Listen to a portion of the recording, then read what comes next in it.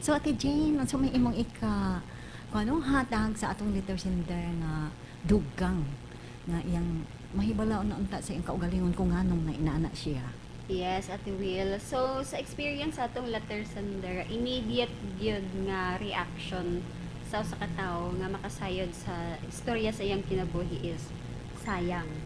Mao gyud una nga mulugwa or musulod sa una sa usa ka tawo no nga sayang ang panahon, sayang ang oportunidad na unta nga makapadayon siya or makapabilin siya sa kahimtang hapsay or maayo tungod lagi sa privilege na unta niya sa kanhi sa hago sa hinaguan sa iyang ginikanan. Igo na lang unta to ingon papalambuon or padakuon or padaghanon pa. Kaso nagpalamon or naghari sa iyang kasing-kasing ug hunahuna ang siguro ato will matawag na nako nga murag pagdumot na tungod kay sa iyang kagustuhan nga magpalayo para lagi makapadayon siya sa iyang mga bisyo. Unya wala siya gitugtan sa iyang amahan, siguro usap pud nga mga rason, usa sa mga rason is na-sense na nga nagsugod na gani siya tago-tago og bisyo nga naa pa sila nga makasubaybay, how much more kung mapalayo siya, di ba? Yes, Ate Mm-mm. Jane, medyo naghinahin kining influence no sa usa ka bata sa Yes. panahon sa iyang murag ka ng teenage niya nga mga kung ano behavior. So dapat mo manay iman-man sa ginikanan. Mm-mm. Kay mo enter gina sila ana mo try Ang gyud. ilang man gud Oh. anang kakuryoso, ang ilang mga pangutana unsa may feeling, unsa may kuan gyud, unsa man gyud naaana nga sudlan man sa kadaghanan, nganong bawalan man ko, nganong nga gidili man na sa ako So kana nga mga pangutana mao nay gusto tubagon sa usa ka anak sa usa ka bata sa ingana nga mga idaran no. So usapod na nga atong ikuan sa atong mga ginikanan nga gustuhon man nato nga mapalayo sila pinaagi sa atong mga pagbawal, pagdili sa ilaha. Pero kung kulang ta sa ingon pa komunikasyon sa atong mga anak, kulang ta sa mga pagpasabot, luyo sa atong mga warning. Lain ang warning mga ka-feelings, lain ang mga ingon pa pagdili, pagbawal sa ilaha. Lain pod ang mga lain pod ang communication, effective communication nga bisan pa man og naka-sense ka or nakabantay na ka nga ah, luyo sa imo mga pagbawal pagdili sa ilaha is nisulod gyud gihapon sila ni testing gyud gihapon sila lain ang communication ninyo before sila ning sulod pinaagi sa imong mga pagbawal during sa ilang pagsulod ug after sa ilang pagsulod dili nimo magarantiya nga tungod kay nagdili na ka, nagdumili na ka, bawal na ka sa ilaha is 100% kamusunod sila sa gusto nato nga mga ginikanan. Kay tungod lagi naa din sa ilaha ang kakuryoso, ang kagustuhan nga matubag ang mga pangutana sa ilang kaugalingon. May experience nila sa ilang kaugalingon. Unya kanang during kanang na sense na nimo nga naagyoy something naagyoy ingon pa pag kuan niya no pagsupak niya sa atong mga gipang istorya or sa atong mga gipag gidili sa iyaha dinha nga time masense ra nimo hinay-hinayon nimo unta pag istorya nga kabantay ko or kabalo ko nga na ay something di man ka istorya sa ako directly nang hinaot ko nga nasabta na nimo nga nung nga gidilian ka, gibawalan ka. Murag something ba nga ipasabot nimo sa iya nga although sakit sa ato ginikanan nga wala ta gisunod ning supak sa ato pero at least naagihapon ang feeling nga dili sila ingon totally nga mahadlok palayo sa ato tungod kay nakasupak sila kay kung ipa-feel nato na sa ilaha samot na nga ingon pa murag magrebelde or murag mas molayo sa ato nga mga ginikanan ang buot nila nga magpabilin na lang hinuon nga magtago-tago or magbuhat og mga butang nga wala tay kabang kaagan. The more nga maglisod ta og correct sa ilaha, the more nga maglisod ta og koreher or pag sugpo sa kung unsa man galing ang mga nasulod sa ilang una-una. Sa ako ang manggod experience, nagbawal ka nagdili ka pero gipadayon gihapon og testing or ingon pa testing dinha man na gyud da ang pinakarason ni Yes. testing ra gusto ra kong Sure, makatry ana yes. man gyud na ang mga linyahan so dinha i-assess nimo or kuan nimo siya nganong unsay iyang experience unsay iyang na feel nga nisupak siya o unsay nakagana didto or unsay nakadautan dito unsay iyang mga na-realize nganong gibawal tungod kay ang mga rason nga iyang posible nga nakuha or nakatunan para the moment nga siya na mismo mag-mention nga lain man di ay murag kuan man di ay murag something dinha na ang pag-atake sa ginikanan nga mauna nga gibawalan ka mauna nga gidid-an ka manghinaot ko nga dili na nimo balikan or manghinaot ko nga dili na naotrohon and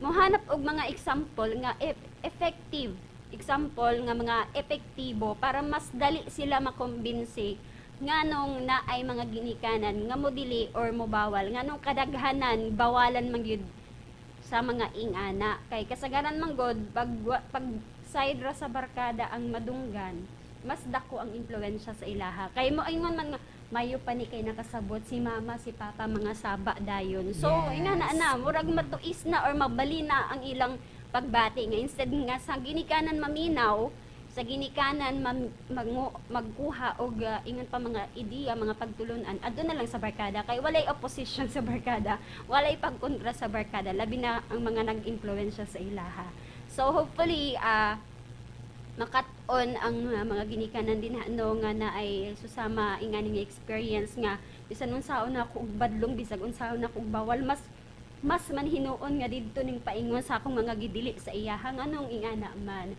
so hopefully nga makuanan ninyo no ingon pa murag i-reverse psychology na may Yes. mga ingana gud nga mga kuan dati no during sa ako nga time i-reverse psychology no sa reverse psychology so kung kanus ani mo gibawalan adto hinon siya so baliha ikuan sa iyaha murag something pero dili pud ingon nga tugtan na nimo murag kung naa siya mga realization hanapon ninyo ba ang punto kung asa siya naka-realize para didto ninyo ingon pa atakihon nga para mabawi or mabali ang iyang mga huna-huna and mubalik magpakatarong or mulikay na sa mga unsa dinha nga bisyo o dili siya effective mga ka-feelings nga during kasagsagan sa closeness niya sa iyang barkada na feel niya nga mas didto welcome siya mas didto walay mo kontra sa iya ha daoton nimo ang barkada nga dili na kay daotan nga impluwensya nga hanapon nimo pod para sa ako hanapon pod nimo ang pinaka timing kanus ani mo maparealize sa iyaha nga luyo sa ilang kabibo luyo sa ilang mga banding-banding nga nalingaw siya na agi hapon ay epekto na agi hapon ay paingnan para may warning na siya or may idea na siya nga ang kabibo is dili na sa hangtod-hangtod na agyoy limitasyon na agyoy ingon pa utlanan so makigbanding man siya makiguban man siya or unsa man din at least kabalo siya kanus siya mudistansya kanus siya mo stop nga makiguban ana nga mga barkadaha so hopefully pod nga dinha nga mga approach mga pamaagi matamnan pod og appeal nga kung kinsa man galing ang ingon pa kontra or nakasamaan niya og loob didto ra dili tananon nga ang uban ka paryentehan ang uban mga tao nga ahead sa iya motambag dili na niya paminawan kay gid generalize na iyang kapungot sa iyang amahan na generalize sa mga kaparyentihan hangtod nga wala na iyang mga ginikanan susama sa tong letter sender karon wala na gyud siya gipaminawan nga bisan si kinsa nga mauuntay makabawi or makatabang sa iya nga makabalik or makabawi sa kinabuhi. Yes, mga ka-feelings, no? So, dugang po na kaikadugang para sa mga ginikanan karon no? Uban sa atong letter sender karon nga medyo na sayop ang iyang direksyon sa kinabuhi o sayop ang iyang nabuhat. So, dugang nga akong ipaabot sa ato mga ginikanan nga medyo padulong pa Ate Jane nga kung over pampagpamper sa imong mga anak di ay na siya maayo. Mm. So na ay for negative effects of spoiling children too much. So, beware mga parents nga Negatibo. yes, kung ang pangga ako no ang imong mga anak sa pagkaon nung ka sa bitang sobra-sobrang paghatag nimo sa tanan nga unsa ila pa ngayon imong i-provide tanan kay tungod nga ma-appreciate nila nga pinangga jud ko ni mama, pinangga kay gihatag tanan ang gusto nako. So mo na Sa dili na sakto. yes, di mo na dakong sayop sa usa ka ginikanan. So ni ang number one, kung imong i-over pampered ang imong anak, so kuan siya no nga less responsible. So mairresponsable ang imong anak tungod sa imong gihimo nga nang sobra-sobra na ba nga ang imong kanang pagtagad pagkuan sa imong anak pagpangga nga murag dili na mo'y nagnudnod mo'y naghatag og pamaagi nga ang imong anak mamahimong dili maayo o dili matarong ang iyang pagkinabuhi sa unahan. So number 2, dependency. So permi siya kuano kay dependent siya kayo sa imo permi bisag mo decide mingon nga upatuon ka dito na mga activity mga ambot ni mama maambot ni papa, so sige lang maghulat lang. Way kaugalingon nga Yes, desisyon. way kaugalingong desisyon sa kinabuhi. Mo na gayon mampapasboy, mamamasboy, mo na yung resulta sa over pampering sa imong child, sa imong anak. So ang number 3 mo grabe ka kuyaw Ate Jean. Kay rebellious and disrespectful. So murag mo ni ang atong letter sender karon no diha siya nang bilong nga murag sa iyang pagrebelde sa iyang amahan nga wa siya tugti nga adto mo eskwela sa Cebu. So mo ni ang iyang gibuhat nga ni adto na hinon siya sa barkada. Naghimo na hinon ta siya no nagkuan na siya sa mga bisyo, kuan na siya padayon sa iyang paghimo og bisyo. Patuyang. Nagpatuyang kay tungod kay maka-afford man sila no, maka-afford man siya. So basin ang iyang mama maghatag magkanang hip-hip mo na gingon sa amo nga hinip-hipan kay masuko man ang amahan kung hatagan. So Pinahipi ra. pinahipi ra. So murag ka nang og sa kuan pa Ate Jean ka nang itago-tago no, ihilom-hilom nga nagsikreto daig ka og hatag sa imong anak. Nga mo na iyon nga ikaw mo'y nagtolerate sa imong anak paingon no nudnod sa kaparautan. And then number 4, bad social interaction. So mao ni karon nga kung mahimo na siyang kuan ang iyang ka-mingle or iyahang ka mga kabarkada so tuan na sa may gani okay wala pa siguro na usang drugs at Ate Jean. Wa pa siya Bitaw, di oo. uso ng drugs pero wa sila nag murag wa niya na mention nga wala sila na inom ra og sigarilyo ang iya. So na alcoholic na siya, so dependent na siya sa inom, di na pwede ang adlaw og walay ilim Walay nun. bino. Yes. So na ako'y nakitaan na Ate Jane nga kanabit ang nalulong na sa bino nga magpanguhit na lang diri mangayo og sa imo og 20 mo ana 20 b ana 5 kay ipalit ko nun niya og pagkaon pero ingon tong kuan nga inom di paliton o kanang alcohol kanang mga wine ba para makainom siya. So mangayo na lang siya sa mga kung ano tao ba diri sa diri sa market nga old market diha ko nakakita. Oo. So ana na siya mga ka-feeling. So ang atong pagdala sa atong mga anak, ang atong matuto labi na gid ta inahan. Mao gid tay number 1 nga atong responsable ang paghatag og maayong kaugmaon sa atong anak ug maayong direksyon si ang kinabuhi. Kay kita may makasayod inahan kung nagmilagro na ning atong anak. Di ba? Labi na sa ilang pagtuon dapat ato nang kuan Ate Jane, atong kanang man bitaw i-monitor nimo asa inyong leksyon i-check kada adlaw ang notebook kung naabay sulod or kuan kung di man gani kay atuon yun nimo sa school registrar. Bisitahon gyud kay di ta magpa laks sa atong mga anak labi na kayo garon no nga panahon nga daghan kay interventions. So mauna nga mga ka-feelings nga siguro sa kinabuhi sa atong letter sender karon dako naman kuno iyang pagbasol na pero human naman dako naman iyang edad 52 years old na siya mo nagiyon nga ulahi gyud permi ang pagbasol. So maayo na lang kay naka-realize siya nga sa iyang gibuhat na hurot ang tanan niyang katigayunan tungod lang sa bisyo nga dili maayo. So kay nabuhi ko na siya karon nga miserable. So mga ka-feelings, hinaot unta no nga ang kahatagan ni karon no o ka mga insakto no kanang mirror nato ba sa pagkinabuhi sa atong mga anak nga dili maunta mahisama niya. Mahisama ni kay naaman gyud tay kasaypanan apan siguro sa panahon nga karon dili pa ulahi ang tanan nga bisag ko kanang 52 years old na siya ang atong letter sender karon apan naka-realize siya nga dili maayo ang iyang gibuhat. Ano napagbasa sa atong quotes for the day.